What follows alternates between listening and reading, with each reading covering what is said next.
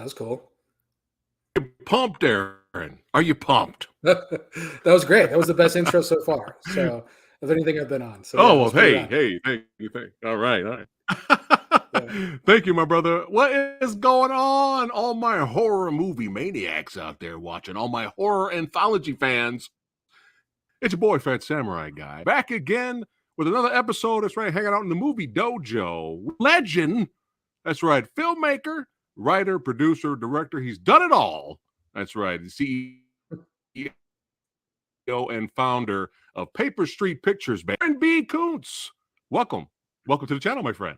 Yeah, thank you so much. Yeah, it's a blast to be here. And we've been talking about this for a minute. So I'm glad to finally be on and chat with you. So love the enthusiasm too, which is fun. Oh, that's Samurai Guy. That's me, man. Yeah, it's great. Oh my It's great. goodness. Oh, who we got? We got some people in the chat here. We got some people saying hello. There we go. It says hello, Phat Samurai Guy and Aaron B. Koontz. That's right. In the movie dojo army, got people saying hello there. All right. And we have the radical one, Radical Reggie. He said he was Well, you're here in chat, my friend. You're here in chat. Thanks for tuning in. Oh, and We he's appreciate rad. that. So what's going on? He's rad. So Illumini. rad fits in, you know? That's right. Rad There you fits in go. with rad That's show. right. So yeah, we're all good. Rad fits. That's right. Rad. But yeah, it's good to see everybody here popping in, slowly trickling in. And we're going to have some fun here talking horror with my man, Aaron. Before we get started, man, I thought we have a little bit of fun once we get started and talk about some of the projects that you've produced. And then we'll go into your directed projects and we'll lead right in. The Samurai Guy likes to build it up. We'll get to the meat. Cool. And we'll end with Scare Package Electric Boo. That's right. But before we get started, what got you into filmmaking, man?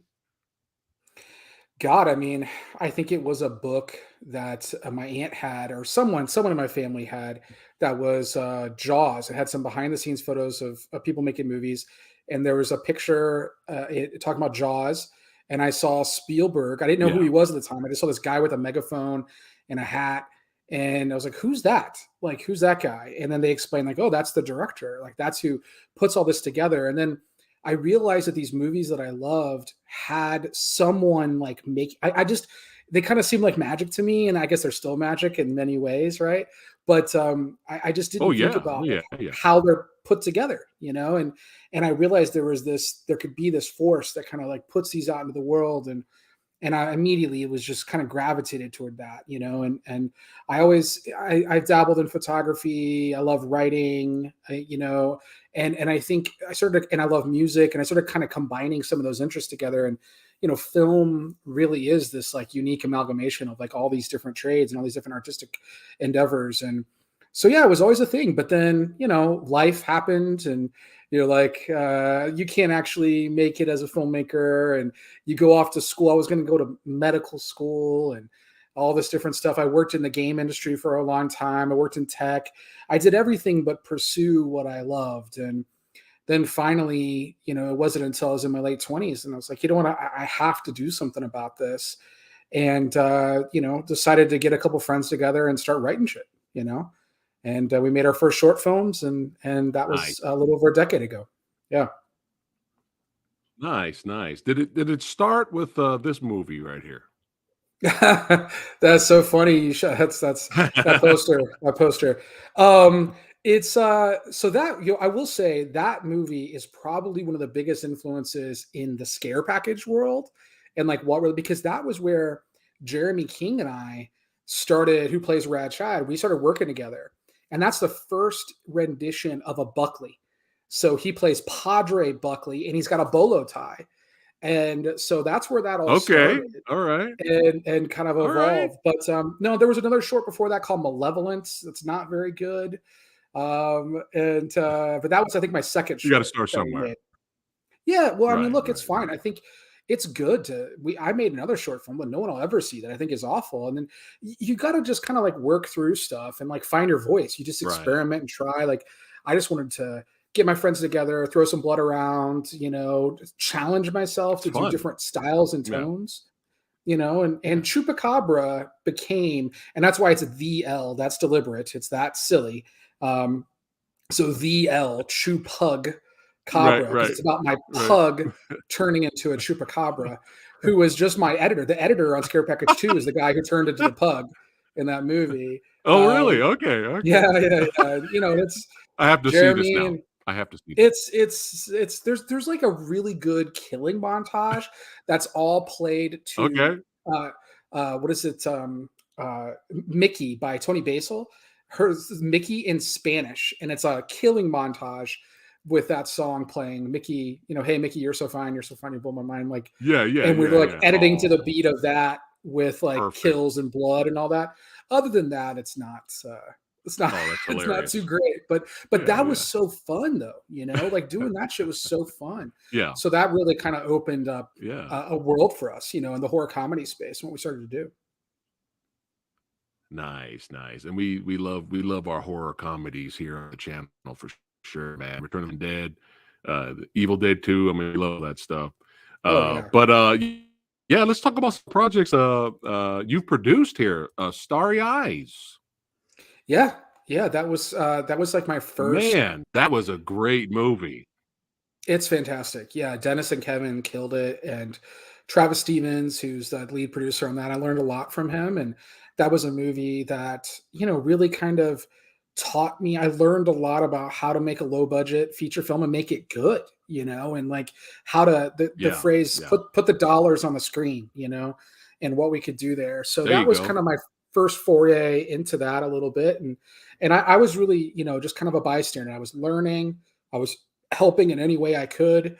And Dennis and Kevin went on to do Pet Cemetery after that, and they've got another beautiful thing they're working on, and so it's cool. But yeah, that was like my kind of first like real steps into like real feature length horror that I could learn from, and I thought there was a model here that we could follow, and that credit goes to Travis Stevens in particular, who kind of showed me the ropes a little bit. Yeah, that's a great movie. That's awesome that you were part of that. And the lead actress, we could just give her the Oscar Yeah, for her right, Alex performance in that Esso. movie, man. Yeah, yeah. So It's weird. I good. just came full circle, and I just worked with Alex on a movie called Trim Season that's coming out the later this year. And I remember when we saw her Nice. audition, it just blew us away. We wanted an unknown, for the lead in Right. Starry Eyes, and that was again Dennis, Kevin, and Travis who really kind of found her, and I was like blown away when I saw what she could do, and I'm so glad to see her, working with Mike Flanagan now, and just like often doing these amazing things, and Yeah. it's always a good Yeah. feeling, you feel like you help discover someone and give them a platform, and then seeing those people, off and doing bigger and better things is such a great thing to be a part of. Nice. Nice. Now I have to click on a few of these that I have not seen. Now this just looks and sounds hilarious. What's It's this one funny. about? It's funny. So Okay. the original title of that was The Vice Guide to Bigfoot, but Vice wanted to sue us, so they had to change the title. And that's Oh, my pals, Zach and Tim, who made this, and they're these improv comedic guys, and they want it's basically like a Vice story where they're going to investigate. Is Bigfoot real? And it's like this hipster dude, and he's like so right, right, upset right. upset with everything, and then they find maybe a real Bigfoot, and it goes haywire. And that movie, it's playing on Showtime right now. Okay. So honestly, I'm glad you brought it up because nobody talks about Oh, that. And I just EP'd it. We didn't, we weren't start to finish making that movie. I was just an executive producer, but I love what they did, and it's so funny. That movie's so funny. oh, I gotta So see it. I'm proud to have a part. Yeah, yeah, it's a cool little film, and I thought they did something great for no money on that. Yeah, it's a blast. Nice. That's perfect because I actually have Showtime, so I can check it out for sure. Yeah, yeah, Yeah, it's that's gonna worth be worth hilarious. seeing. Yeah, worth seeing Nice. for Now sure. this just wild. Yeah, yeah, yeah, yeah. So Is it that's so wild? so it is. So that poster artist, by the way, is the same poster artist that did Scare Package. That's Mark Schoenbach of Sadist Designs, Nice.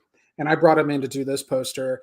And yeah, I mean that's John Valley. So I'm based in Austin, Texas, and John is this super talented filmmaker, and he was in the middle of finishing up this movie, and he came to me and he's like, we don't really know what to do. We're trying to figure out what to come in. And I came in and post and was like, look, here's how we can wrap this up, and helped him kind of like get it out there to the world.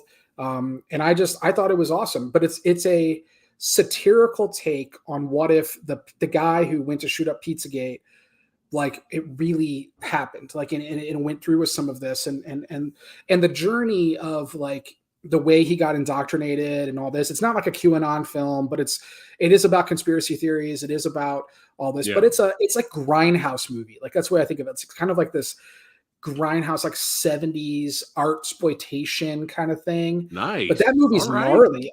I mean, it was God, I want to say it was like Vice, oddly, in a weird, ironic twist. The Vice company that actually gives reviews said it was the best movie about the Trump era in the Trump era. But it's not like meant to be political in that way. It's interesting. Like I encourage people to check it out. But it's a gnarly movie. Yeah, I think it used to be called Dunk It. That was the original title. Yeah. I gotta check it out. Was this Yeah, it's fun. Samurai Guy will check it out for sure. Yeah, man, there's so many Shudder exclusives and projects that you were a part of that came out last year, man. Congratulations. I was like, holy crap. Yeah. Yeah, we had a lot. This one right here, would this be considered Alicia Silverstone's first like horror thriller? I mean, maybe, man, that movie was such a challenge. I will say, so look, I'm proud of things that we accomplished on that movie for the budget. Okay. But man, I saw you shaking your head there for a second. It's a movie that at Paper Street we want to forget. Let's just put it that way. But I will say, okay. I'm sorry Alicia, I brought it up. No, absolutely. Okay, Alicia was wonderful. James Tupper, all right, wonderful. Okay. I got to go back to Florida. I made that at Universal Studios in one of their water parks, and we built an 8.5 foot mechanical shark, for that. So there was some cool shit that we did. Yeah. The problem was once it got in distribution, they removed the mechanical shark, replaced it all with CGI, and then we ran out of money and they couldn't even finish. Yeah, so the VFX weren't even barely finished. I have to be careful. There's only so much I'm allowed to say or not say. But let's just say, yeah. I got you. In my opinion, it's an incomplete movie, and I did not have control to finish it the way that I thought it should be. But Levankiat, who's the director, was great, and our crew was wonderful, and Alicia was wonderful, but it didn't come out the way that I think it should have come out. Because again, Jaws is my favorite movie, and I have a Jaws tattoo, and I talked about how that influenced me. So let's take a look at that. Yeah. Oh, the Jaws tattoo. Can you show the tattoo then? Again? There, a little bit there. Yeah. Yeah. Nice. Yeah. Classic. What a classic. Like, we named the shark Barb as an antithesis to Bruce, and like it's right. So we had good intentions. It just didn't quite, some movies don't come out the way you expect, but that's okay. Why did we get it? I totally get it. Yeah, it's all good. Yeah. It's all good. It is what it is. Yeah. I was just kind of curious, if the shark, if the practice. Oh, good. Oh, great. I was just curious if the shark was already made. Why did they just say, "Oh, we'll just do CGI"? Is this the literal cheaper? What it wasn't cheaper. It was they spent money that we were spending somewhere else on that, but it looks too rubbery was the term used. So take that where you will. That's what they were saying. Oh boy. Yeah. All right. Yeah. All right. So not ideal. Copy that. But that's okay. Copy that. Yeah. But yeah, it's all good. Like it is what it is.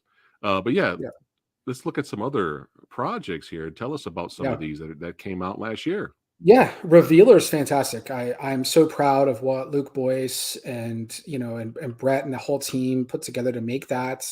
Sarah Sharp, and they this was a movie that was one of the first films that was made during the pandemic. It was made in like June or July of 2020, and that's why it was written to be in a peep show booth, because they had to have the two. We couldn't put the two actors together in the same room for a while, so we had to have two peep show booths. But it's about It's basically about a woman, a dancer, and then a Christian radicalized naysayer who both get locked in a peep show booth together during the night of the apocalypse. And it's a gnarly concept, and Nice. I think Luke did a really great Yeah. job of pulling that out, putting the dollars on the screen, and helped produce that and sold it to Shutter. And yeah, I think that came out really great for, especially for the budget. They made that so low budget, and also trying to make something early in the pandemic when it was just so hard to get anything done, and they really did. And Yeah. that's again credit Right. to like Sarah Sharp and their producers, pulling that off on set there. Nice, nice. Another one on the list. I got to check it out for Yeah, sure. I love yeah, Shutter, it's good. man. I love Shutter. And speaking of Yeah, Shutter, we got some vamp action going on yeah, here. Blood Relatives. yeah, yeah. That Tell us a little was bit about this one.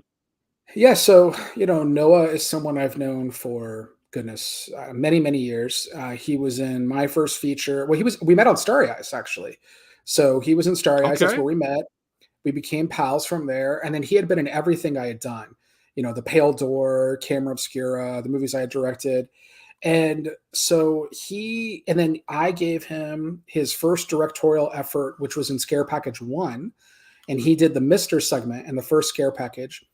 And Nice. one of the things that we like to do is we're trying to like work with filmmakers in Scare Package and then make features either from those segments or just adjacent, like in the same world, from there, and continue working with those people and kind of building out this universe that all started with these anthology films. And so yeah, he had a couple ideas, and the one pitch he had was, this is Paper Moon meets vampires, and I was like, that I love it. I love that idea. And and him and our good friend Liao Name, who's kind of running point on that, and talked to us about it. And we brought it to Austin in my backyard and Nice. shot. That one we shot in November of 2022, and it just came out 1 year later. So that was a quick turnaround on that one. And but yeah, it was great. And Victoria Morales is wonderful. Josh Rubin, the producing partner on that, wonderful, and Cameron Burns, my regular producing partner. And yeah, it was great to see Noah kind of take that step. He's also in the new Knives Out, and he plays Daryl, the guy in the background in Knives Out too, the whole time, who pops up. So he's been in all Ryan Johnson's Oh, movies. nice. Nice. Yeah, yeah. So he's been around the block for a while, especially as an actor. So he knew his way around a set, and yeah, it was a fun experience. And I'm proud of how that came out. Nice. Gotta check that one out too. Get some vamp action. Family Yeah, sucks is the tagline, which is hilarious. yeah, yeah, Let's yeah. keep it rocking and rolling here. This one looks Yeah. wild. That comes out in like 5 hours. So Oh uh, shit. yeah, it's coming out like in like 5 hours. So that'll be on Shutter here at, I think, or I guess 3 a.m. Eastern. Is when it'll Right, pop up right, because it's right, right. Pacific. But yeah, so this is so that gentleman there in the main photo and the main poster is John Michael Simpson. John Michael was in cold open of the first Scare Package, and Emily Higgins, who wrote and directed that segment for us, she wrote and directed this. And what Nice. what I loved about this script when I first read it was this, to me, it's a rom-com horror movie, and I had never seen that before. I just thought that was such like a wild idea. Yeah, It's yeah, yeah. I kept saying it was like John Hughes by way of James Wan, Right, right, right. and that just was fun to me. And so it's another horror comedy. It's really sweet. Like, we do have this, we're making a lot of films where we have a slogan that we're kind of like leaning into a little bit now, which is called horror with heart. And that's All a great right, all example right. of it. Blood Relatives 2, the Scare Package movies are that. And it's Oh just yeah. something where Oh like yeah. you might, they don't all have to make you feel like shit when you're done. I like some of those movies too, don't get me Yeah, wrong, yeah. but there's just something, I think, especially with the pandemic and everything, like I think it's just, we've like wanted to make some things that were either a little uplifting or fun or just kind of Yeah. left of center in some weird way. And that's what Sorry About the Demon, Blood Relatives, Revealer, Scare Package movies, they're all in that space for sure. Nice, nice. Especially, I agree with you. The horror with heart. I like that because you definitely get that from the scare package movies, man. I couldn't stop smiling. I That's couldn't the stop smiling. yeah, that's the goal. That's the goal, you know? Yeah. Now this looks more of like this was more thriller esque, but I'm really interested in this one because I love the lead actor. He's phenomenal, and I love the one location movies. Mhm. And man, I saw the trailer to Old Man, and I was like, "Oh, I got to see this. This is right Yeah. up Samurai Guy's alley." Talk a little bit about this without spoiling it, of course. Yeah, yeah, yeah. This is definitely it was based on a play, and this was early in the pandemic, and we had to find a project that could work where we could keep it contained. So it's really just about a lost hiker in the woods stumbles onto a cabin, and and Stephen Lang is there, and they both are not quite who they seem, and they start Okay. having these conversations, and things start to go awry, and that's all Okay. I'll say. But man, so look, I know I'm biased, but I think Stephen Lang should be nominated for like, all the awards. He I think he's so good. he's phenomenal in this movie too, because he's Yeah. doing something like he's Okay. great in Avatar and he's great in Don't Breathe. And don't get me wrong, but what he does in this, he goes through the gauntlet of like emotional trauma Right. and the Okay. way he's dealing with so much. And again, without giving anything away, like it's really, really haunting and beautiful. I think what he does. So yeah, I mean, look, that is not. I don't call people call it a horror film. I don't think it's a horror film. To me, Yeah. it's more of a thriller. I call it a chamber thriller. Is what we've been calling it. Okay. I like that But chamber thriller. Yeah. yeah, it's Lucky McKee though who directed it. Who directed May and The Oh, Woman. love May. Yeah. Yeah, yeah. Yeah. So it's a fantastic director, sick lead actor, Mark Center, Nice. who's from The Woods, also in Starry Eyes. It's where I met Mark Center, and he's the other lead in this. So it's just a really good group of folks, and I love this movie. I love this movie. I'm super proud of it, but it's been extremely divisive for some people. But I get it because it's people are expecting like Don't Breathe, and it's not. It's not a movie like that. But Right. it Gotcha. is this like make you think, kind of Twilight Zoney in a way, and I won't say much else. But man, Yeah. Slang, as he calls himself Slang. You have to call him that. Like Slang All is right. he's I right. like Yes. that. Yeah. Sexy Sumo is correct. He is a complete badass in everything he does. That man's gonna outlive me, like 100%. he's gonna he's gonna Like, outlive all of us. yeah, man, I'm serious. Like he's up at 6 a.m., just like working out, running around, like doing everything. I mean, he's just a machine. A machine. Yeah. I'm calling him slang now, moving forward. Yeah, He'll I'm calling insist him it. slang. He'll insist on it. You ever meet him in person, he'll Nice, insist on it. Yeah. nice. Yeah, I love that guy. That guy. I mean, I didn't even know he was Ike in Tombstone. He's so Did you? good in that, right? I was Yeah. like, wow, that's Stephen Yeah. Lang right there. When we It blew, hired blew him, me away. yeah, Lucky and I, the director, and we hired him and Mark, my fellow producer, we were like going through and watching old, Stephen Lang performances. And there's so many. He's a chameleon. Like people don't realize like how many different movies he's been in. Manhunter. Like he's done some shit that people will be surprised. Of like, oh my God, that's Stephen Lang as well. Because again, Yeah, they just know him in this era of what right, he's done. But right, man, right, right. he Yeah. is he's amazing. And he's like a trained thespian. Like he works in New York with like the act with the what's it called? Basically all the theater people up there in New York, All right, and all like right. and trains other actors and stuff too. Like he's just Nice. the guy's just he's one of those actors. You know what I mean? Like he wants to perform. He wants to like Gotcha. have this thing. It's not just like I just want to make movies. Like he wants to perform. He wants to be a thespian. In every way. Gotcha, gotcha. Plus, it's Yes, it's cool, to hear that he's spreading the knowledge and the experience to the completely. young bucks. That is Yeah, awesome. That's awesome. But yeah, Old Man is on the list. It's on Samurai yeah, Guy's list to watch. So cool. let's jump to some of your directed efforts here. Talk Yeah, a little bit about this one. yeah. So that was Camera Obscura was my first feature. We made this in 2016. We actually made it with NBC Universal, which was crazy. Unfortunately, the movie they never released my cut of the film, so it's not. It's got some things in it that aren't supposed to be there, and like the Oh, ending is at the beginning, and some weird stuff that is kind of right, right, unfortunate. right.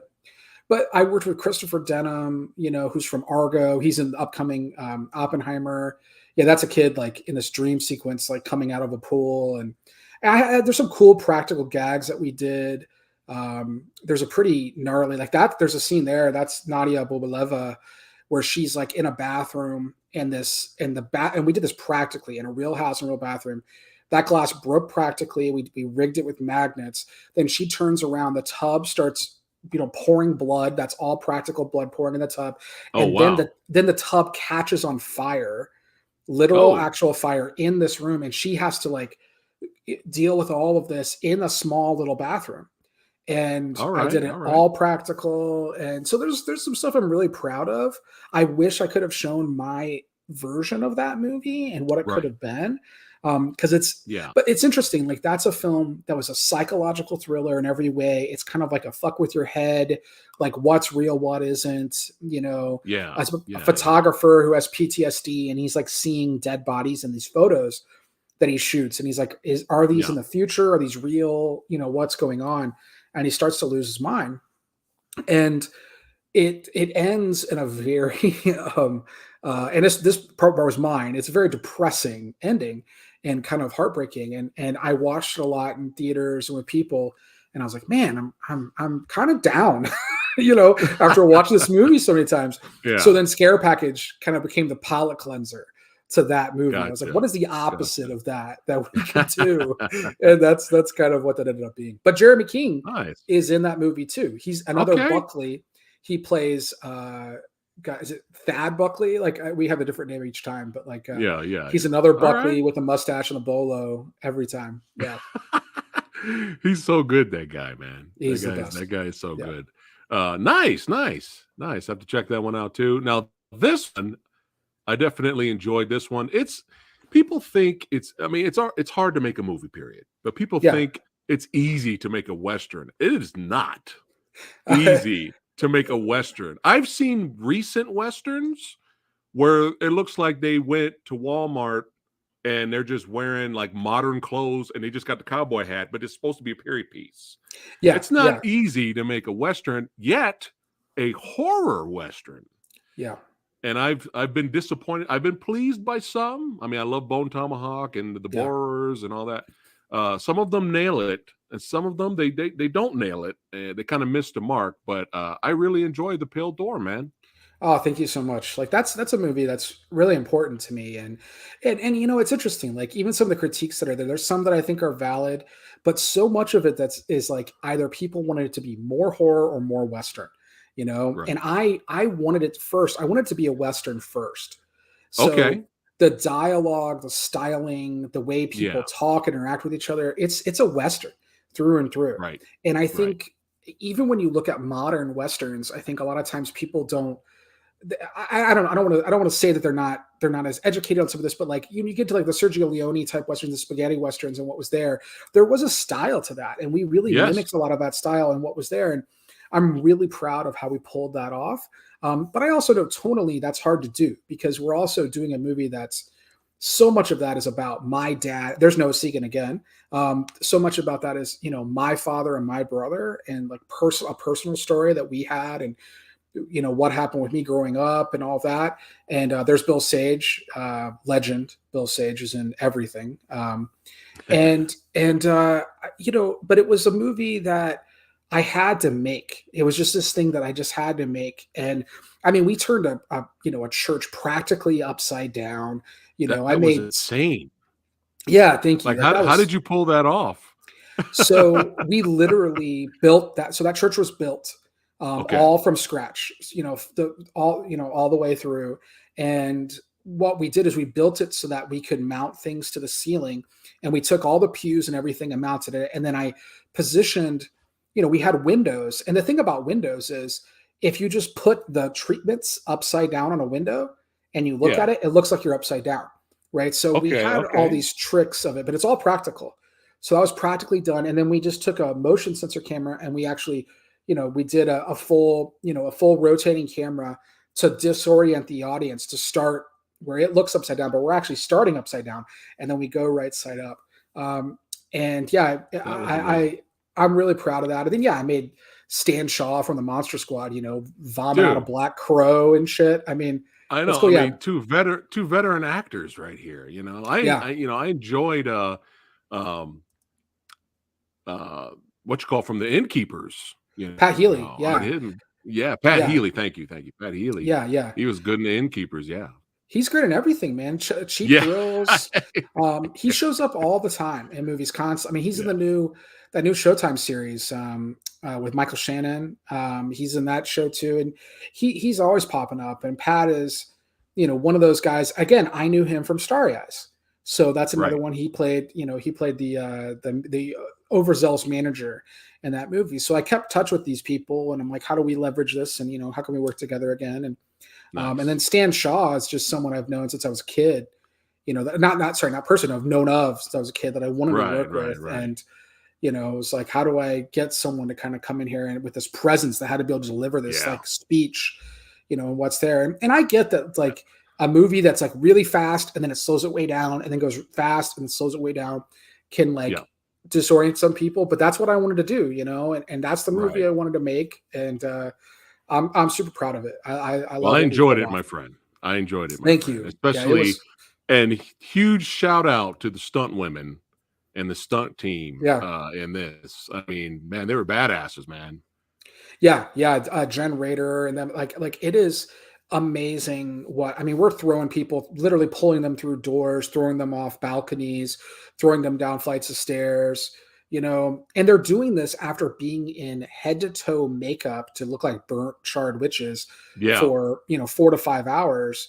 And it's a lot. It's a lot to ask because you can't pad them the right way. Right. So that's what stunt people do. If you notice in stunts, they're always wearing baggier clothing or what's needed to kind of like pad that. Right. So, we had to find the ways to like hide that as much as we could and still make it safe for them, but still like pull off this like crazy shit. And what's crazy is some of those women they're like 5 different witches and I just redesigned them in different ways. And I'm like, okay, shoot you now falling off this. Okay, now look this direction. Now you've got this wig on, you're a different looking one. Now shoot you doing this, It and works. It works. well, that's what you have to do. I mean, that was the toughest movie we've ever made by far. We had Yeah. Category 5 tornadoes Oh rip my through the goodness. set. We lost time days. We had flooding. It Wow. just was, we lost like 3-4 days of shooting in the middle of shooting. Oh my Um, goodness. so it was really, really trying. But the fact that we still finished it, still got it made, Yeah. I'm super proud of. Yeah. Nice. Nice. Nice. And now, well, before we get to the next one, any future westerns? Any more in the future, I baby? don't think so. I think that You was so wanted- hard. you scratched your western itch. You're good. Yeah, I mean, look, there's part of me that like wishes I could do it with the money I was supposed to have and with the days I was supposed to have. But we Gotcha. lost some money and we lost days. And I'm like, man, if I could just reshoot a couple of these moments. But that's what always happens. You finish a movie and what's there. So it is what it is. There's the movie you write, the movie you shoot, and the movie you make, right? Gotcha. So that's what happened there. But no, I think it'd be a while because it's hard. It's so hard. Yeah. Hey, but at least you got it finished and it's out for people to watch and enjoy. So Yeah. that's all that Yeah. matters at the end of the day. So awesome, awesome. But now smiles, friend, smiles like hilariosity, badassity. Samurai Guy was enjoying this. This is one of the best horror anthology I've seen in a long time, man. This was so much fun. I mean, there's so many 80s horror references Mhm. that I lost count. I can't even Yeah. list them all because I'm sure I missed probably 50 or 100 more. Oh, but just what a love letter, man. What a love letter. You guys have got to watch the Scare Package movies, man. You got to watch them. But yeah, Oh, thank just you. just Yeah. so much fun. So much fun. I mean, I was just busting up and all of these stories, man. Like the slasher guy Yeah. who's not really a slasher. I mean, that cracked me up. This one Yeah. here this is one of my favorites. Yeah. Oh God. Yeah. So funny. I showed my wife this, man. She was dying. Oh my god, Yeah. she was having so much fun with this one. Dude, the gore effects. The Yeah. gore effects in both of these movies are legit, guys. Like it's not just fun and comedy and just 80s homage, goodness. The gore effects. I mean, who did the gore? Who did the creature and gore effects in this? Yeah, yeah. Well, first off, thank you so much. Like this was definitely the movie that we had no one telling us what to do. This was like the movie that was like exactly the way we wanted it. It was just me and my friends. We put our own money into it. We had no idea what was going to happen, and it was like let's just push it to 11 every opportunity. Like who cares? Like if it makes me laugh, we're doing it. So and across the board, I mean, I would say Tate Steinseck, who's the guy who some folks might know him from Face Off, the show Face Off, and he was probably the main through line for most of Scare Package One. Ryan Shadley also did some effects. He did the "90 Came Back Again" segment for Anthony Cousins, and then Eric Zapata, who worked on a couple different ones. So each segment was done at a different time. So we had different people, but it was very important that also Russell Effects, who just did Hellraiser, they worked on that a little bit too. So everyone that we brought in was specifically catered to like what that segment needed and what I Gotcha. was trying Okay. to do. Because like sometimes there's a person that you need to make a monster, and then sometimes there's a person you need to do gags. That's like cutting off limbs and whatever. And we get very intricate Gotcha. about it. Like we care about our gore, we care about the way that we stage those. So it's meticulously put together. And that's something that like as like the overseer of all this, I wrote and directed the main story, but I'm also Right. producing and approving the individual segments with Cameron Burns, my creative partner. And so we're like, something will come in. You talk about the goo guy segment, the melting man. Yeah. So Chris McEnroy, I remember, who's the writer director, is just so talented. We have a feature we're trying to make with him now too. Oh, That's all in the right. same kind of world and same bullshit craziness. But Nice. I remember him writing something. He's like, I don't know, am I going too far here with this? I'm like, no, go further. Just do it. Just go. Just go. Yes. And it's like, let's just like don't hold anything back. Cause I had no idea if anyone was gonna like this. I had no idea if we'd ever get to do anything like this again. So it's just like throw everything at the wall and see what Let's do it. sticks. Yeah. Yeah. Yeah. Yeah. And then people like yourselves and whatever dug it, and here we are now with a sequel, which is wild. Yeah. Nice. Did you always want to do a horror anthology at some point, or this was just something hey, let's just try this? No, I actually credit to Cameron Burns, like I said, my creative partner, because he brought up after Camera Obscura, we were like, okay, we had a little bit of money that we had raised, and then Universal came in and funded that whole movie. So we had that money set aside, and we're like, what can we go make that's like no budget, and how can we make this? And I was writing another idea, and he's like, we should do an anthology because we could spread it out, and it was smart. I was like, I agree, but Creep Show's about to come out. The Right. VHS is coming back. Southbound I thought was so good, and I'm like, we can't compete with them? We don't have the budget, and we are the lowest budget of every single anthology out there by a much Wow. wider margin than people know. Like I guarantee you, Wow. none Well, of it those didn't like. show. It Oh well, didn't go thank in you. here.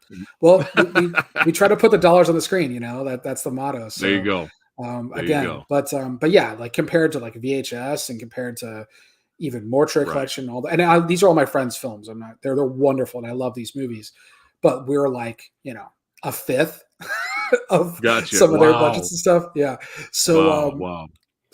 yeah, and we didn't know where that was going to really go, but Cam was like, we should do this, and I was like, okay, well, let me. And I took that weekend. I'm a little OCD. I get very like where I obsess over an idea or like a concept or Yeah. how we could make something happen. And I took the weekend and I watched every anthology I could, and I made like a spreadsheet of like what I liked and didn't. And I was like, okay, here's the model. Like, here's how we can do this. Like, number one, it has to feel cohesive. Like, I don't want Okay. they all have to be the same tone. So it's either all serious or all comedy or all this. Number two, there has to be a through line, something that's connecting them all together. And number three, that connection, it needs to be its own story. So like I wanted the wraparound. I would watch these segments and I'd get annoyed when the wraparound came back. And I'm like, no, just give me to Right. another segment. So I was like, I want the opposite to happen. I want you to be Okay. just excited for the wrap as you are for a segment. And then it needs to have like the same composer, sound designer, colors, like so that it feels like because so many of these things just like felt disjointed, Mm-hmm. And I Mm-hmm. was like, it needs to feel like one movie. Right. And Right. so we did that, and I was like, and then I leaned into the horror comedy, and the original title was Tropes. And the idea was that every segment was a different set of horror tropes Right. that we were Right. subverting. But then I was like, well, if the movie's about tropes, then the title needs to be a trope too. So then we went to scare package, kind of like the, the puns of that era, like the Silent Night, Deadly Night, Right. Right. chopping Right. mall, Yeah. that Yeah. Yeah. that kind of stuff. So Yeah. we played with that, and that's where it really came from. But it wouldn't have happened if Cameron didn't push me, because I was Right. not gonna do it, and I'm so glad he did, because it kind of worked out. Yeah. Yeah. For sure. And speaking of, hold on one second. Speaking of Chopping Mall, man, you had Yeah, some horror icon legends. You had Kelly Maroney. That's yeah, right, in the Scare Package too. How yeah, fun was wonderful. that having her on set there? Oh, it was such a dream, that and Night of the Comet. Like, I love Night of the Comet Yes. so much. Yes. It's so fun. Yeah, I knew. So once we had made the first one, it was like, okay, now this world, like, how do you expand this world in the right way, and who would be a part of that? So I was like, I Right. wanted to bring in, I also wanted to generationally, bring in some other people and stuff there too. So I was like, I want to get a Scream Queen. That's what I wanted. Wanted to find someone Nice. from that era. And yeah, and Kelly immediately jumped at it, and we were so glad that she did. And like, I love that I get to make Kelly. I mean, actually, that picture of her vomiting on, that's Jen Rader, who plays Claire. Jen is the witch in one of those stunt witches in The Pale Oh, Door. really? Yeah. So I Nice. was like, oh, I get to make, Kelly vomit acid onto Jen Rader. Like, come on. Like this is Yeah. fun. I'm all in.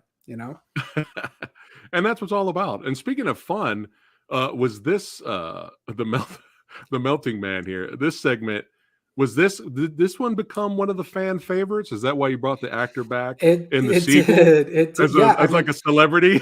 yeah, yeah. I mean, well, because we were trying to think of how could we do this? Like, how could I bring Goo Guy, as we call him, Goo Guy, back into this in some way? And he had his own T-shirt with fright rags and stuff and everything from that segment. And we're like, okay, this is definitely the fan favorite. This is definitely something to do. So if we're gonna play in this meta world, and that was a movie that Rajhad was watching, what if, like, he had written all these letters to the star of that movie, and would he show up to his funeral? And then the idea that the Right, star of that movie, right. so we get Kirk. Actually, if you look at him, he's wearing the Goo Guy shirt from Fright Rags in the movie, in Scare Package 2, of Wow, himself. wow. And then, signing autographs as Goo Guy and all that Yeah, stuff. And, yeah, yeah. I just thought that Oh, was such a man. fun thing. And then any opportunity to get Kirk Johnson, who plays that character, who's playing himself, in Yeah. back in a movie, is so good, because he's so funny. He's just so funny.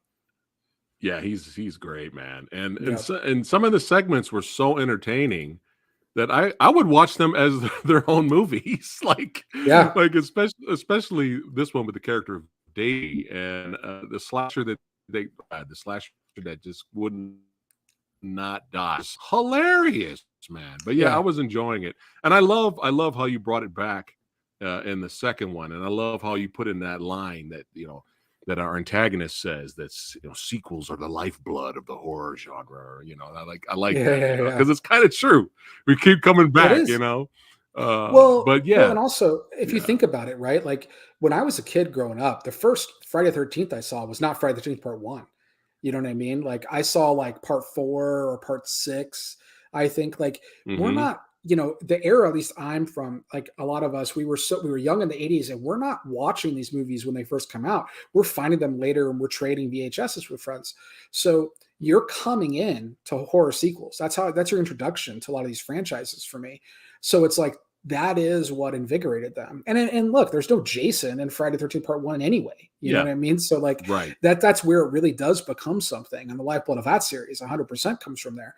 And again, I have, and I got a Friday the 13th tattoo, and, like, again, it's yeah, part of it's what I love. It's the shit that I'm into. yes, And so it was like, how do we play in that kind of space, and yeah. take all this? But yeah, I mean, and Anthony, who did The Night He Came Back Again, both in the first and the second one, a Scare Package, Anthony Cousins, like, it just, that was the only one that we brought back. Number one, because I've never seen a sequel to a segment in an anthology before.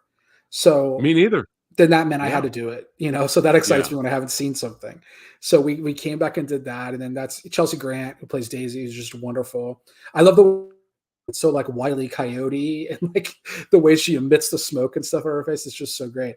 And but he was already he in the first one, he made The Night He Came Back Again Part 4, The Final Kill. So he was already playing in the sequel space. So when we're making a sequel that's really talking about sequel tropes, let's Yeah. do a sequel to our movie that's already about sequels in the sequel. So it Yeah. just kind of like, I was like, this makes too much sense. So I Yeah. mean, we were hoping to do a third one, and Anthony would Oh, come back please. too. He would come back to Okay. do a third of that Okay. segment. Nice. Yeah, that Nice. series You got to for keep it sure. going. You got to keep it going for sure. I'm down as long Uh, as you all still dig it. We'll keep oh making yeah. them. Yeah. Oh, we dig it, sir. We dig it. But more villains versus villains is something you don't see. Yeah. I enjoy that. I love that because that's something you really don't see a lot. So I Yeah. had fun with that segment as well. But your segment, man, definitely playing with the tropes, especially the whole "well, you're the final girl and you're the jock," and Yeah. just that whole "you're the slut." It was just Yeah. Yeah. hilarious, just playing with that and all the carnage. I absolutely loved the Yeah. finale, man. The Oh, thank carnage, you. the gore. I mean, come on, guys. Death by treadmill? What? I mean, it's I'm proud just of too that. good. I'm Oh, you proud. That's thought one of of my that? favorite. No, I'm proud. I'm just proud of it. Like that's one of my favorite kills that I've written. Which was again, I was like, what is the most ridiculous kill you can come up with? Yeah, And I knew that there was so he escapes from the room with treadmills. And I was like, what would he use in the room? And then I was like, well, the most ridiculous thing is he would throw a yeah, treadmill.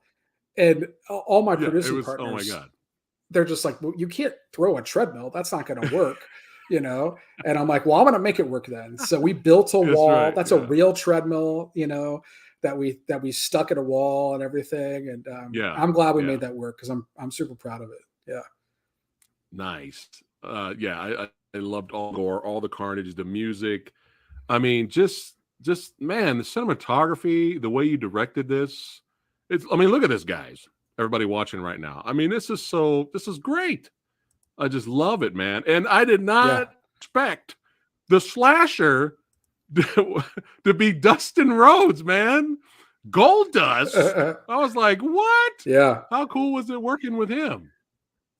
Oh, it was a dream. It's a dream. I mean, I grew up a wrestling fan, and so and when you have to find someone that's going to play your masked killer, you have to evoke so much emotion in your body language, in your eyes. And Dustin's just got those like baby blues, that like pierce through you. And Yeah. he lives in Texas. He's a Texas guy, and so I had some access to him, being a Texas filmmaker, and so he was the first choice, and I didn't think it was going to work, and it did. And I'm so glad it did because man, he's so rad. And yeah, on AEW right now, what he's doing is like unbelievably cool shit. Like that, he He's is he's he's turned back the reinvigorated his clock. career. Oh, Yeah. completely. Like he's killing it. His Yeah. bout with his brother like was just one of the best. That bloody bout was just insanity. And That was like yeah, 5-star match. That was yeah, a 5-star completely, match. Yeah. completely. And Him that's and just Cody. that's just Dustin, who he just brings something to it. He cares so much about what he does. He loves acting, loves it. So, I feel bad because the character itself, I didn't know what Dustin Rhodes could really do. I Right, wrote right, this, right. silent killer type, and I kind of wish Yeah. I hadn't because he's so good and he's so Yeah. charismatic that I want to play more up into it. So I have some Yeah. ideas, hopefully I can open him up again if I can bring him in the third one. But man, Dustin Rhodes is like just the sweetest person. His mother unfortunately just passed away this past week, and he's going Oh through a really no. bad week. Oh no, I And didn't know that. yeah, No but so just condolences to the yeah, family. my thoughts out to the Rhodes Yeah. family and what they're dealing with. But just he walks up to everyone on set, takes a picture with every single person on the crew. He's like, no, there's no like ego with him whatsoever. He's just one of those guys who believes that hard work pays off.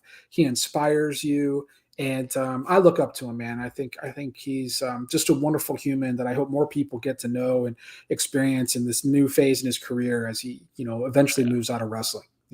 Yeah, he's a legend. That guy's a legend, man, for Completely, sure, for completely. sure. And speaking of legends, man, how did you get this guy to show up in your movie? Joe Bob Briggs.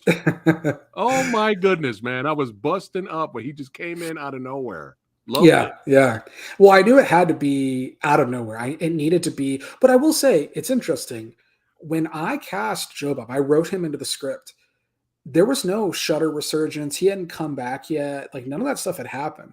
So some of my friends, even horror fans, mind you, I sent the script and they're like, "Who's Joe Bob Briggs?" And I'm like, okay, well, I'm like, it doesn't matter if you You're all fired. Okay, I'm kidding. yeah, Okay. but I grew up, I grew up with him. I grew up with Yeah, Monster Vision. You Monster know, Vision. Yeah. he was part of my horror education as a kid, and I was like, okay, if they're doing in the ending of Scare Package One, they're doing these tests to understand how horror films work. Well, they would bring in an expert, a subject matter expert, to help them. So I was like, if you're going to have a subject matter expert, who would you have that knows horror? And there were only two names that came to mind. And number one was Joe Bob Briggs. Number two was Elvira. Like, Yeah. so Right. that was Yeah. it. And I was like, let's get Joe Bob, lean into this. And, John, again, another guy who just like came in. We wrote dialogue that he wanted to do on the day. There was some improvisation that he did that was just so hilarious. He's so smart. I mean, not that anybody doesn't know this. Like Joe Bob's a genius, right?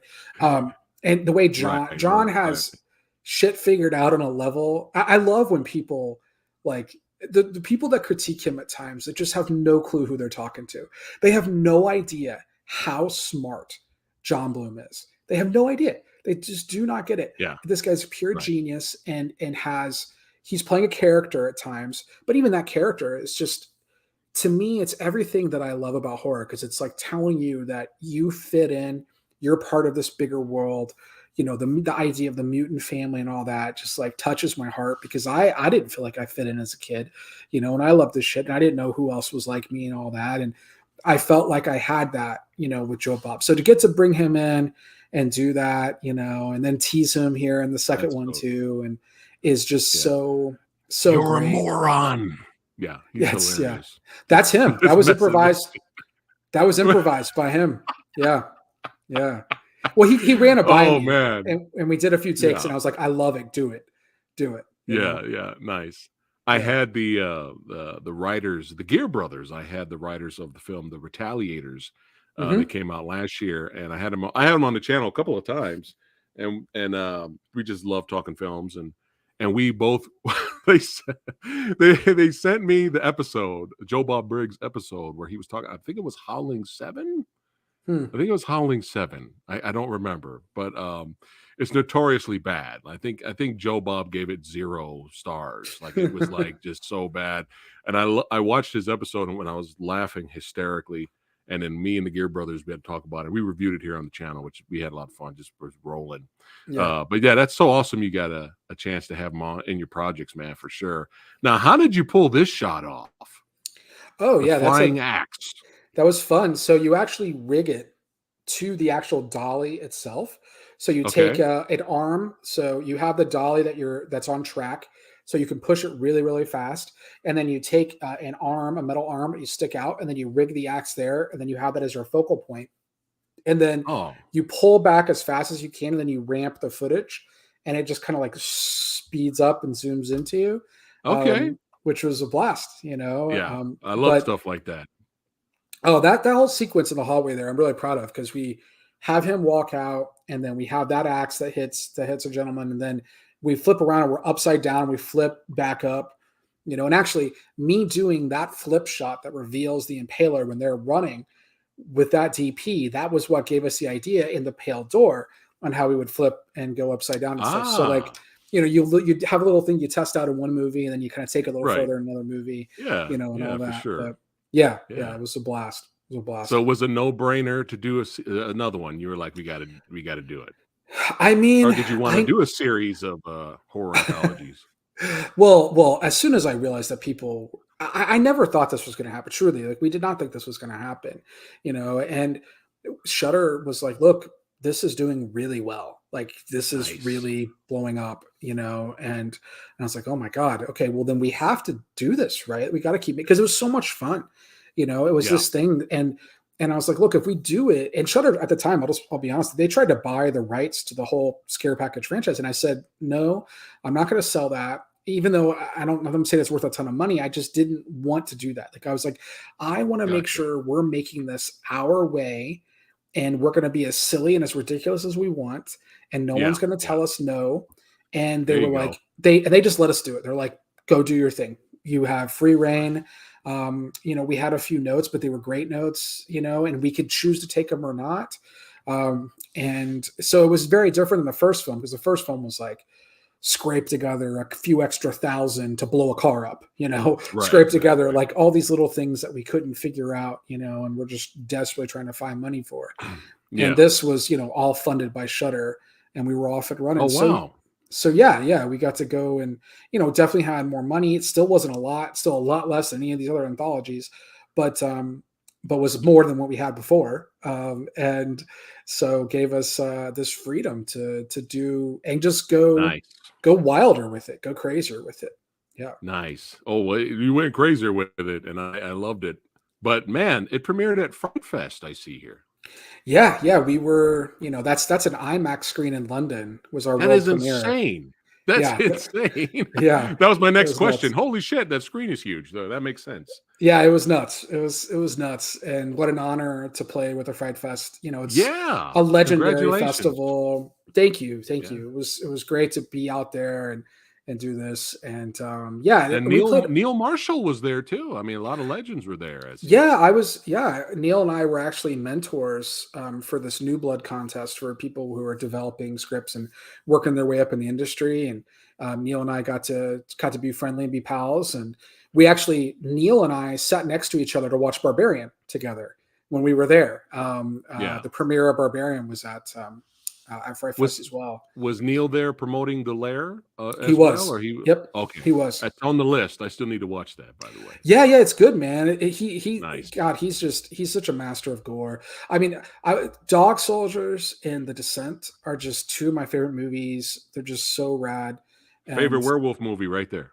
yeah, oh man, it's so good, And so I good. love The Descent. The real version of The Descent. Yeah, right. Not the botched Not the U.S. butchered version. version. Yes, Yeah, that it's the horrible death. U.S. It's the states here, and we're Yeah, the ones that mess it terrible. up because Yeah, we can't take things that are sad.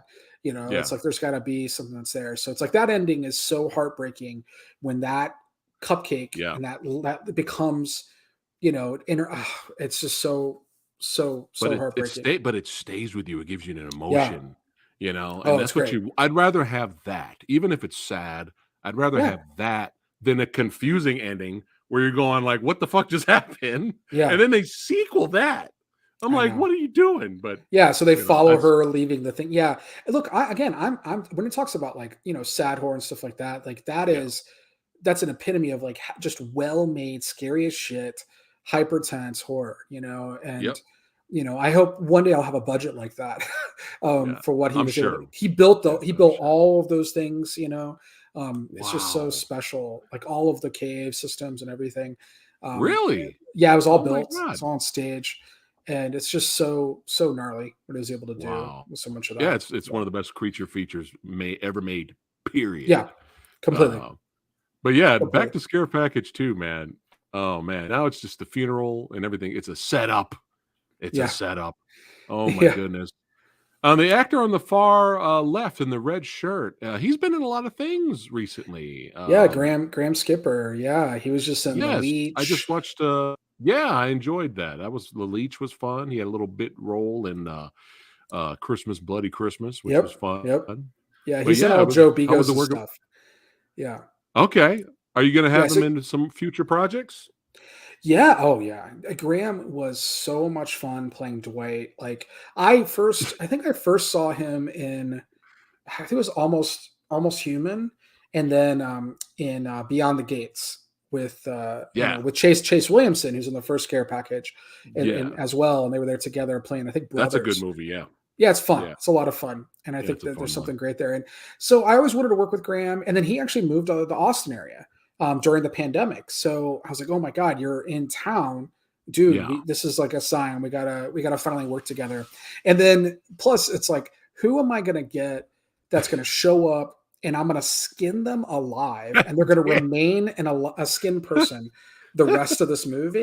Like, who's gonna let me do that shit but Graham Skipper? You know? Yeah. Oh my god! You know, everybody watching this, all you Hellraiser fans, you know what really made this funny? This shot here, you know what made it hilarious to me? Was that this was literally the next shot when you meet up with him. Yeah. It's the last time you see him, he's just, slowly getting ripped apart by the hook chains, and then the next shot, he's just, that's it. It's all gone. Oh Yeah. my God. But Yeah.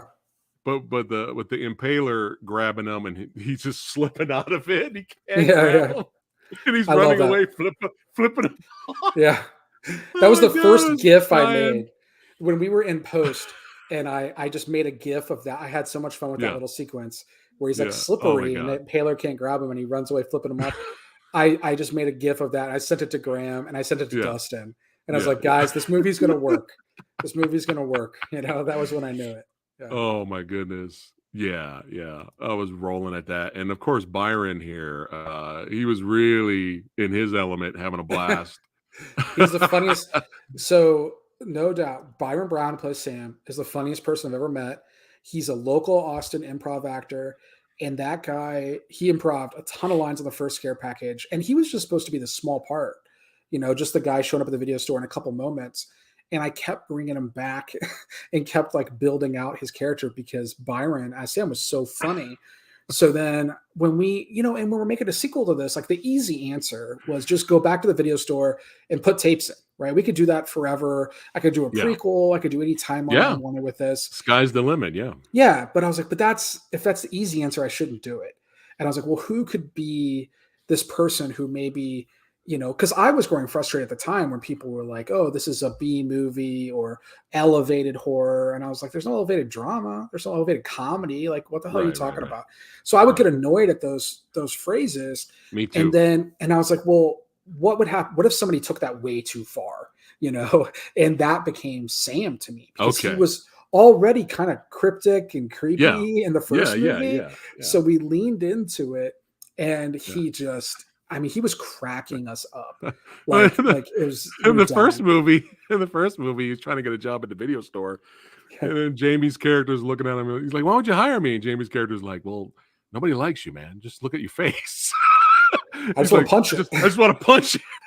Yeah. That was improvised too. That was them. God. So we had a variation of that written. Yeah. But that became, I just let them riff. And I would just like egg them on. And we just kept filming. And so, Jeremy and him were just like going back and forth. And that was Jeremy King riffing that on him. And they're the two of them together are so funny. Yeah. This is one of my favorites. The whole, the 80s final girls are becoming obsolete. Yeah. And then they're become the, what was it? The Sure to Die girls. Sure to Die girls. STD. Yeah. STD girls. Good stuff. Yeah, that's good Alex Barretto. She wrote that, and we were trying to find new directors for the second scare package. She had made a short that I love called Lady Hater that was played at Tribeca, but it wasn't really horror. But she's a horror fan, and when I found that out, I was like, "Look, can we talk about an idea here?" And I wanted to do something that showed the evolution of the final girls because they changed, era to era, and there's still remnants, but like as a whole, and Scream really was a movie that helped kind of like usher in a new, version of that. And I was like, why don't we, talk about that? And so she wrote this segment. It became very literal, called Welcome to the 90s, and that transition of like final girls changing, and I just thought she killed it. We shot that in Oklahoma City, and just on set, those three girls in particular, once they got together, were just so funny, Luxie, Shayna, and Steph there. And they're just hilarious. And again, playing on these tropes, each of them, are characters from, it's like you've got characters from Alien and from Nightmare on Elm Street, and the Ginny. Badass. Yeah. Ginny from Friday the 13th too. Yeah, exactly. Yeah. So it's like, how do you make those, play in the right way, and they're living in this world, and it was just a lot of fun. That's again credit to Alex. Buffy shows up and starts changing things. But I love the end. I love how it ends. There's room for everyone. Yeah, You and know, well, and I love that. Buffy was a '90s kind of character, right? That was in a Yeah, different era. So yeah, they're like coming into this world, and not that she's living in. So, it was very deliberate in how that was kind of put together. But yeah, that's Steph Barkley, and she's hilarious. yeah.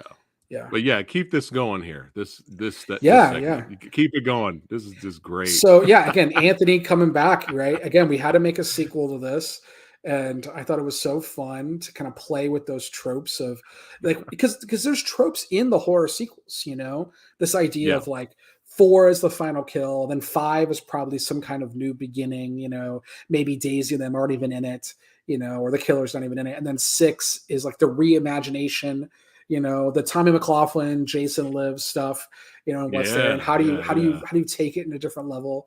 So Oh it was my just god. fun to play with all those tropes, and what Anthony did, Ryan Shadley, his makeup effects guy, just killed it. I The end of love that's so good.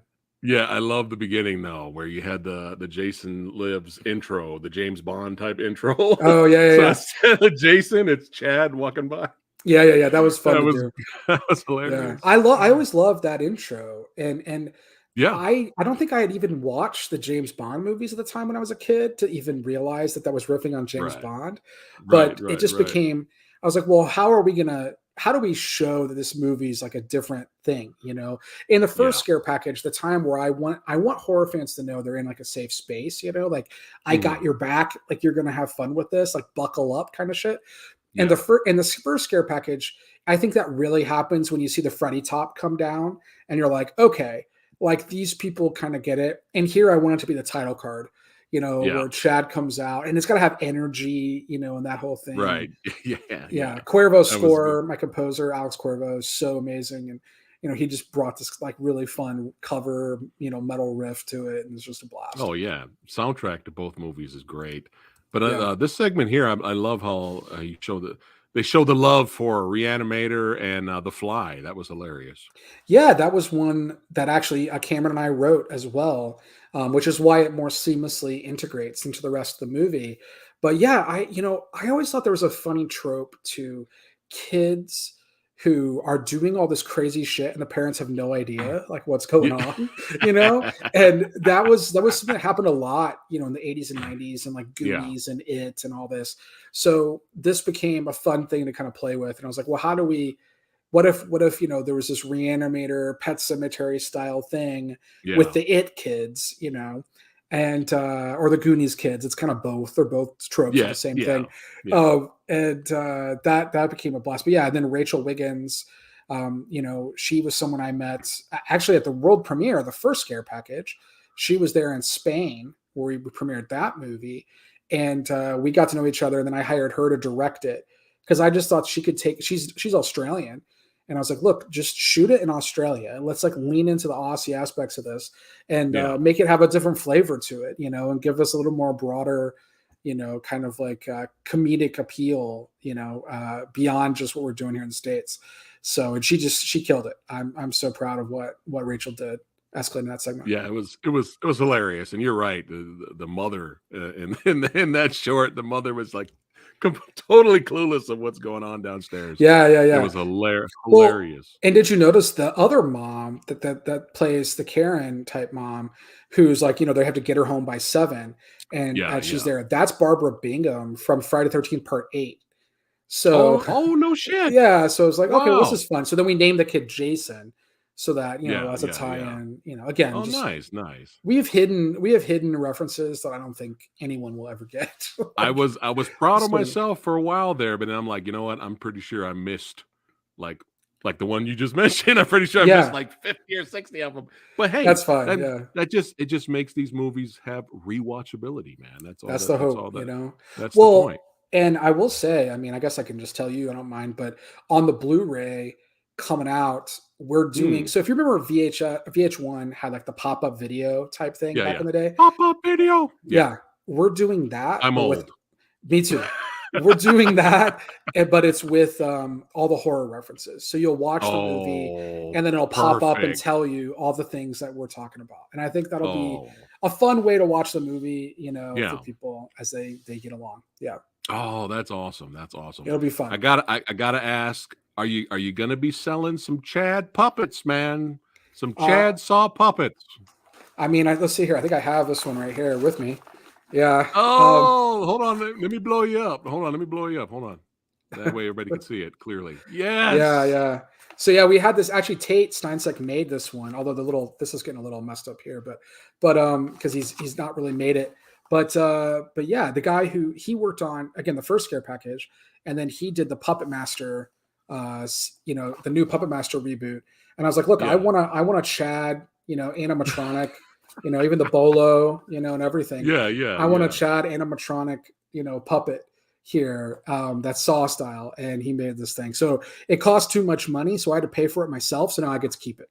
Okay. Damn it. That's all right. Yeah, No, it's understandable. but we Understandable. might. I mean, it's funny. We have talked about the possibility of maybe making some toys or something, or Yeah. reaching Yeah. out to like Some Trick or Treat Chad. Studios, something like Yeah. that. Some If Funko Pops or something.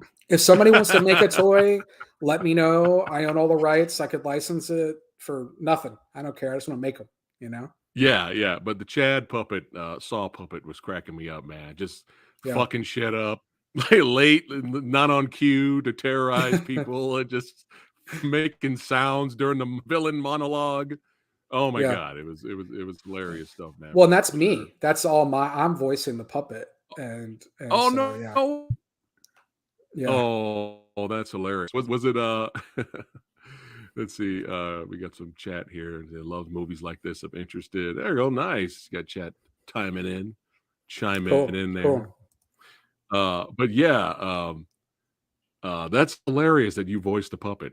The puppet's movements, though, was that difficult to pull off there? Yeah, I mean, so David Greathouse, who was our main make effects person on the second movie, he did my witches in the Pale Door.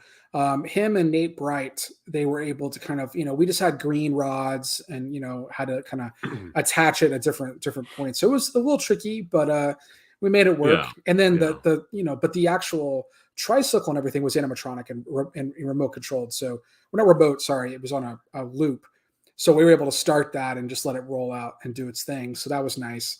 But yeah, yeah, I mean, it was a challenge, but if it's not a challenge, yeah, why are you trying it? Like you yeah. shouldn't do just the easy shit. So But I was been up, man. But here you go, guys. Everybody watching right now, showing the '80s love. It doesn't get any more love than this shot. Right? yeah, yeah. Welcome to prime time, bitch. Yeah, I mean, come on. This is amazing. Was this difficult setup? It was the most difficult.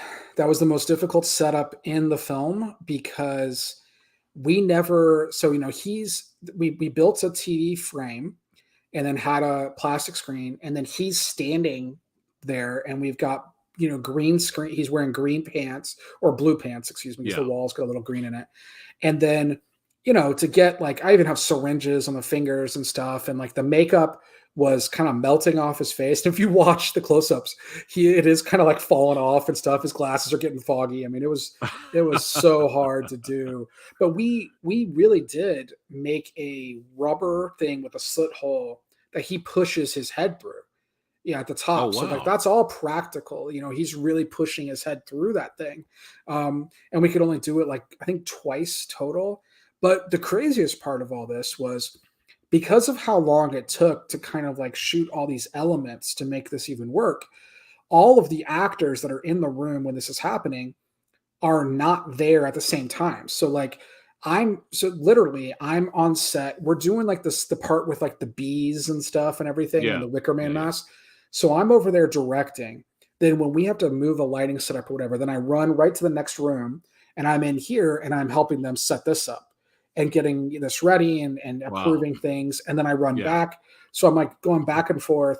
And then the way that we did this was because the actors were doing something else at the same time, I'm literally playing every actor and I'm just yelling back at Sam, and I'm Oh, all just like, right. shut All up, right. Sam, and giving him eye lines to look around and see.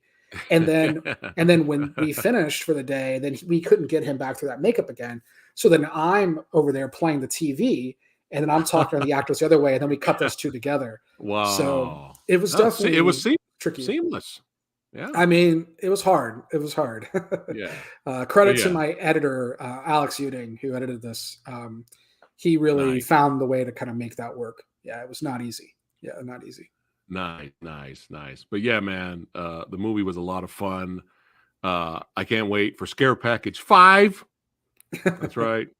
I'm calling it now. We're going to no, fuck it. We're going to 6. We're going to 6. There we go. We'll take it. But yeah, Yeah. I can't wait for the next one. Both of these movies were a lot of fun, man. But it's Samurai Guy's channel, man. I used to have a poster representing the movie over here. I switch it out. I like to switch my posters out once in a while, but I represented. It was up there framed, baby. And you have a song from this movie in the end credits. And I was like, what? He got Friendship from Miami Connection? What? Oh, man. I sent, when I recorded it on my little phone, because I was watching it, and I sent it to all my buddies, and they were rolling. They were like, no way. I was like, yeah, bro. They're representing one of my favorite movies of all time, Dragon Sound. Yeah. That's right. So we're brothers, Aaron. We're brothers now. That's amazing. We were like, I don't know who's gonna like really know this song. I love it. Again, Alex, my editor, he's obsessed with the song. And we have 2 songs, we have 2 songs here. And it was like, that's all we could afford to get. And I was like, we're gonna go all in. So actually that song appears in the movie 3 times. And people don't quite get that. So it's actually at the open. It is a Nightmare on Elm Street Dream Warriors. Yeah, that's exactly what that shot is. What's up, Javon? Yeah. Yeah. Well, and I was gonna say too, and actually that's Joe Bob. When we, I made Joe Bob say "Welcome to Prime Time, Bitch," which on the Blu-ray there's goofs of him, and we're doing that over and over again. All the different takes of him saying "Welcome to Prime Time, Bitch" is pretty fun. But yeah, like this was a song. This and then the other song which plays during the beer pong sequence, and then right when the credits first start, that is from the movie Rad. And I was like, well, I knew that sounded familiar. I knew it. So John Farnham. And so it's like, what movie would be the Rad Chad song? The song from the movie Rad. So there was that. Yeah. And then this idea that like Sam and Chad kind of think that these people are friends forever, and what's going on.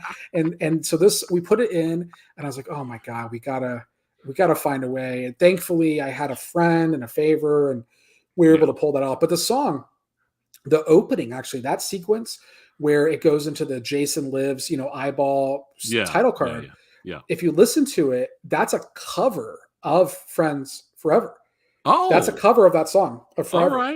All right. And then when they go in the video store and then the timer turns on, very subtly, diegetically playing in that video store is that song there as well. Oh, wow. So that's where it ties in together, and you'll hear rewatchability. See? Yeah. I like what Calumity says here. The next one, just call it 6. Just call it Scare Package 6 to confuse everyone. Like, where's 3 to 5? That might be hilarious too, actually. Well, you know what's funny? We have a movie that we want to make that's a werewolf comedy, and I thought about calling it Scare Package 3 Season of the Wolf. And then it has nothing to do with Scare Package, but it's the Season of the kind of like Season of the Witch has nothing to do with Halloween. Yeah. Oh, I like that. So then it's Season of the Wolf, and it's like, this is Scare Package 3. Then when we make Scare Package 3, it's actually Scare Package 4. That was the idea. You got to do that. No, that's brilliant. I think it'd be fun. It could be confusing for some people, but I think it's really fun. Yeah. It'd be a blast if we could pull it off. Horror film. For fans, get it. Friend, I'm all day, and hold on. Oh, I lost you there for a minute, but we're back. Let me know if we're back. Okay, cool. Yeah, we're professionals. We keep going through technical difficulties. Yeah, but yeah, like I was saying, man, it was a blast having you here. Like we tell all our guests, Aaron, hey, make this your second home, brother. It's your second home. Oh. You're welcome back at any time, my friend. Welcome back anytime. But don't forget, guys, like Aaron said, in a couple of hours, Sorry About the Demon will be premiering on Shudder. Make sure you guys check it out. It looks hilarious. And make sure you check out all the Shudder originals that we spoke about today, especially Old Man. It's not a Shudder original, but you want to check it out because Slang is straight up gangster. That's right. He's a gangster in it. So Samurai Guys. That's on AMC Plus, though. Yeah. Okay. AMC Plus. And don't Yeah. forget to also check out the Scare Package movies. That's right. Get some horror anthology, 80s love, badassity in your life. It'll make you smile from beginning to end. And that's what that's all that matters. That's all that matters. So It we're is. gonna I'll go take it. ahead. Yeah, yeah. So again, thank you, Aaron, for being here. Don't go anywhere. Don't go anywhere, Aaron. But all you badasses, thanks for watching. I can speak of the English. I can do this. I need more vodka. No, I'm just kidding. It's water. It's water. Thank all you guys for watching. For all you new badasses watching, don't forget to like, share, and subscribe to the Old Samurai Guy. And in the description box below, hey, you can follow Aaron. Make sure you follow. That's right. Because I know he's got some new badassity projects coming out in the future. Keep watching horror, representing the genre, and we'll see you guys on the next one. Take care. Thank you.